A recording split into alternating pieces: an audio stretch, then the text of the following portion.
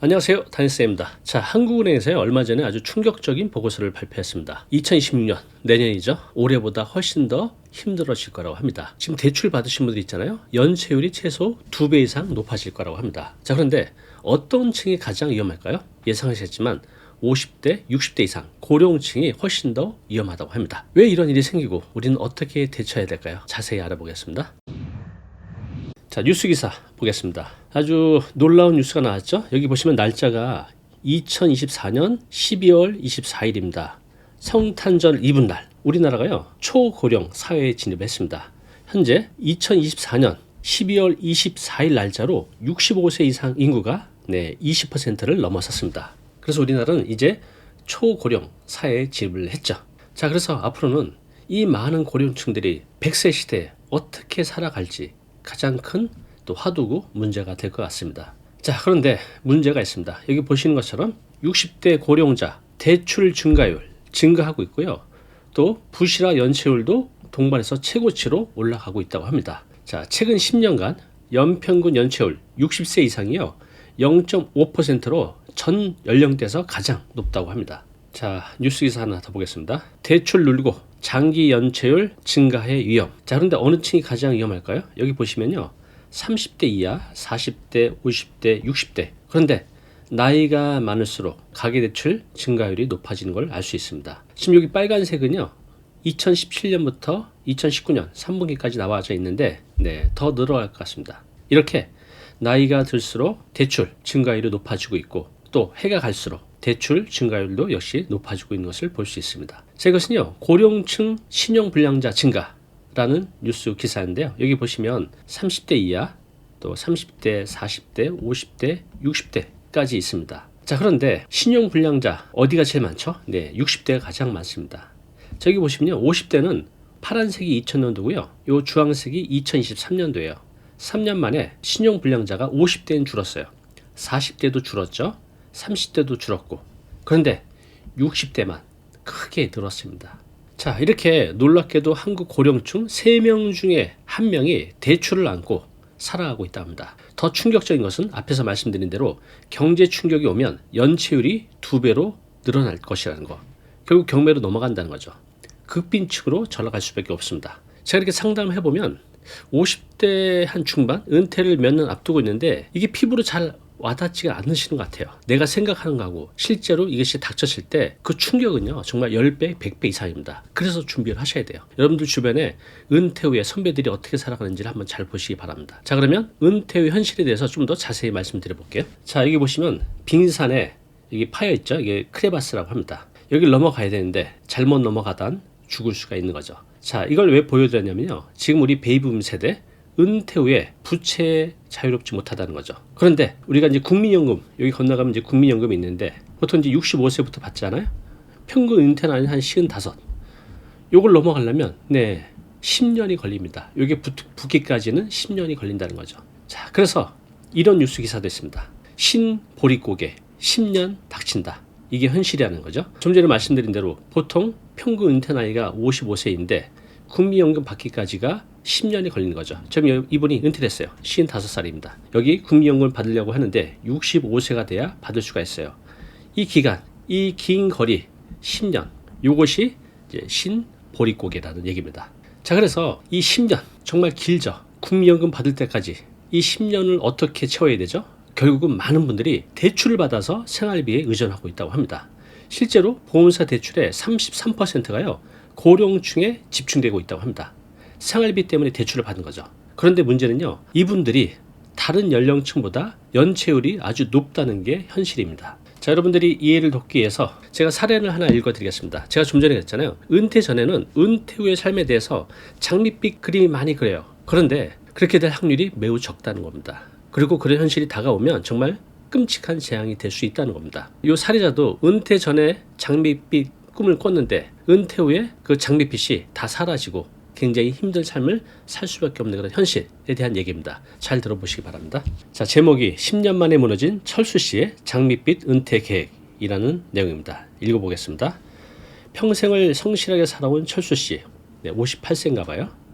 20년 넘게 다니던 회사를 퇴직하고 맞이한 은퇴 생활은 그야말로 장밋빛 미래 그 자체였습니다. 자, 10년 전 조금 무리해서 대출을 받아 마련한 아파트는 날이 갈수록 가격이 오르고 있었고, 얼마나 좋으시겠습니까? 그래서 사랑하는 아내와 국내외 여행을 다니며 여유로운 노후를 보내는 것이 철수 씨의 소박한 꿈이었습니다. 자, 그래서 이분이 이렇게 생각하신 거죠. 은퇴할 때쯤 되면 집값도 더 오르고, 그래서 대출금은 금방 갚을 수 있겠지. 게다가 이제 국민연금도 나오니까 생활비 걱정은 없을 거야. 이렇게 여행이나 다니면서 살아야지 라고 이제 생각을 하셨겠죠. 자, 하지만 몇 년 후 철수 씨의 행복은 산산이 조각나기 시작했습니다. 왜 그럴까요? 예상과 달리 금리, 그러니까 대출 금리가 가파르게 상승하면서 대출 이자 부담은 눈덩이처럼 불어났고, 부동산 시장 침체로 집값마저 하락세로 돌아섰습니다. 설상가상으로 얼마 전 건강검진에서 당뇨 진단까지 받으면서 매달 나가는 병원비도 만만치 않은 상황. 자, 국민연금으로 턱없이 부족한 생활비를 충당하기 위해 철수 씨는 아끼고 아껴봤지만 줄어드는 통장 잔고를 보며 깊은 한숨을 내쉴 뿐입니다. 줄이는데 한계가 있겠죠. 결국 철수 씨는 마지못해 경비를 알아보기 시작했습니다. 그러나 이것도 쉽지 않다는 것을 알았습니다. 6개월째 여기저기 알아보고 있지만 연락 오는 곳은 한 군데도 없었습니다. 철수 씨의 사례, 이게 남의 일이 아니라는 거죠. 많은 분들이 경험하게 될 겁니다. 막연하게 집 한 채 갖고 있으면 노후 보장할 수 있겠지라고 하지만 그 집이 나에게 더 힘든 일을 가져올 수 있다는 상황인데요. 얼마든지 이런 상황이 될 수 있기 때문에 우리가 대처를 해야 됩니다. 자, 왜 이런 일이 벌어질까?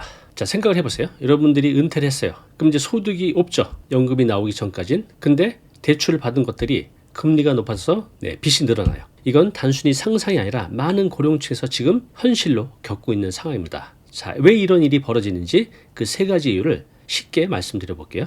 첫 번째는요, 소득 감소 때문에 그렇습니다. 자, 첫 번째 이유, 소득 감소. 소득 절벽의 시작이라는 제목입니다. 한국 고령층이요, 은퇴 후에 평균 소득 얼마나 줄까요? 여기 나오지만 은퇴 후에 평균 소득이 42%로 줄어든다고 합니다. 예를 들어서 내가 직장 다닐 때 한 월 300만 원 정도를 받고 있다. 그러면 은퇴 후에는 180만 원 미만으로 떨어지게 됩니다. 그런데 소비를 줄이는 게 쉽지 않아요. 매달 나가는 고정비용이 있잖아요. 그러니까 돈이 부족하죠. 그러니까 어떻게 하죠? 대출을 받게 됩니다. 대출을 받아서 생활비로 쓰는 겁니다. 자, 예를 들어 볼게요. 자, 생활비가 부족해요. 또 자녀 학비도 계속 나가요. 또 몸이 아파서 병원비가 계속 나옵니다. 그러면 대출을 받을 수밖에 없어요. 다른 데서 돈이 나올 데가 없잖아요. 그런데 특히 은퇴 후에 돈을 벌어보시겠다고 자영업 창업 시도했다가 실패하게 되면요, 정말 큰일 납니다. 자, 두 번째는요, 부동산 중심의 자산 구조 때문에 그렇습니다. 부동산에 묶인 돈. 우리나라 고령층 전체 자산에서 약 80%가요, 부동산에 묶여 있다고 합니다. 자, 그런데 문제가 뭐죠? 이 부동산은 당장 현금으로 바꿀 수가 없어요. 내가 10억짜리 아파트를 갖고 있어요. 그럼 거기서 생활비가 나오나요?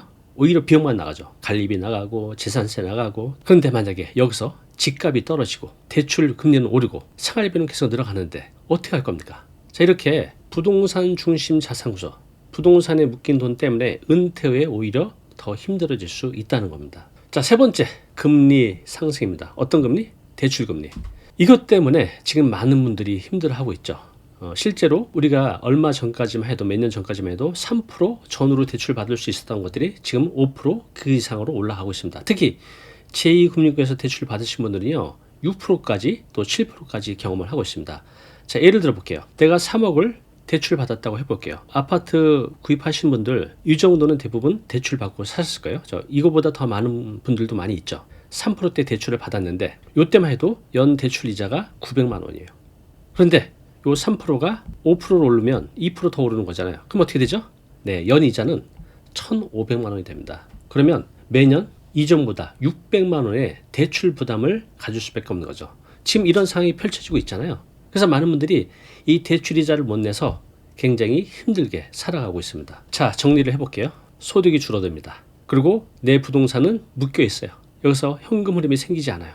대출을 많이 받았는데 대출 금리가 오르고 있습니다. 자, 이런 상황에서 준비 없이 은퇴를 맞이하게 되면요, 정말 위험할 수 있습니다. 자, 그래서 어떻게 이 문제를 해결해야 될지 잠시 후에 알려드리겠습니다. 자, 지금 보시는 왼쪽은요, 한국은행에서 12월 24일에 보도자료를 냈습니다. 제목이 한국은행 금융안전 보고서 2024년 12월에 나온 겁니다. 여기 아주 충격적인 내용들이 있습니다. 지금 내년은 올해보다 경제 상황이 안 좋아질 게 뻔하죠.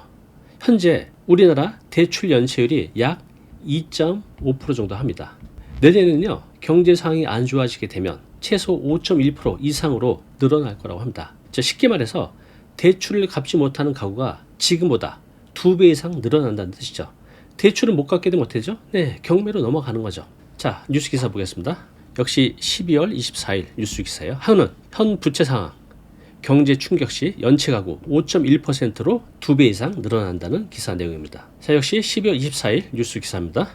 돈 부족, 은퇴하고 나니 빚 더 늘었다. 고령층 집값 떨어지면 큰 충격. 자, 그런데 이것처럼 어떤 분들이 지금 위험하냐면 변동금리로 대출 받으신 분들, 금리가 오를수록 계속 대출이자를 더 많이 내야 되잖아요. 그리고 1금융권이 아닌 2금융권에서 돈을 빌리신 분들 정말 많습니다. 자, 이런 분들은 대출 이자가 많겠죠. 또 2금융권도 안 돼서 4금융을 쓰신 분들, 네, 정말 위험합니다. 그런데 지금 이런 위험한 상황이 현실로 다가오고 있다는 게 문제죠. 해결책을 한번 생각해 보겠습니다. 세 가지를 말씀드릴 텐데요. 여러분들이 알고 있는 것도 있고 또 모르고 계신 것도 있는데, 안다면 이제 실천하는 거, 행동하는 게 중요합니다. 은퇴 후에 생각해 보세요. 현금흐름이 끊기고 나가는 비용은 더 많아지고 집값은 만약에 떨어지고 대출이자 늘고, 네, 생각만 해도 끔찍합니다. 반드시 이런 일이 생기지 않도록 막아야 됩니다. 자, 세 가지 대책 알아보겠습니다. 대책 말씀드리기 전에 이 기사 하나 더 볼게요. 가계부채도 고령화, 60대 이상 20% 육박. 60대 이후에 가계부채도 많고 또 연체율도 높다는 겁니다. 소득이 없으니 연체를 하는 분들이 많아지겠죠. 반드시 막아야 됩니다. 자, 첫 번째 전략은요, 소득 다각화입니다. 즉, 돈이 들어오는 루트를 늘리자는 겁니다. 국민연금 65세부터 받는데 이마저도 금액이 얼마 안 되죠. 이거 갖고 생활이 안 돼요. 자, 그래서 추가적인 소득원을 반드시 마련해야 됩니다. 자, 예를 들어서 퇴직금을 활용해서 고배당 주는 ETF, 또 일부 안정적인 채권에 분산해서 투자하는 것도 좋은 방법이죠. 이렇게 월 배당 또 이자를 받을 수 있는 포트폴리오를 구성하는 것이 좋습니다.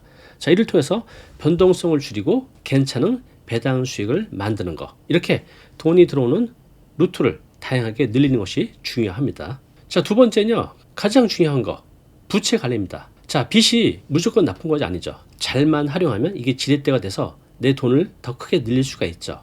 자, 그런데 이 빚을 관리 못 하시는 분들이요, 굉장히 위험합니다. 특히 은퇴 시점에 빚이 많은 분들 위험합니다. 자, 생각해 보세요. 내가 퇴직해서 수입이 없어요. 그런데 대출이자 부담은 점점 커갑니다. 근데 금리까지 올라요. 그런데 경기 상황이 안 좋아서 집값이 떨어진다면, 네, 정말 재앙이죠. 자, 그리고 또 하나가 있습니다. 내가 소득이 있을 때는 매달 내는 관리비, 재산세, 이게 부담이 크게 없지만, 네, 소득이 없게 되면요, 큰 부담으로 다가올 수 있답니다.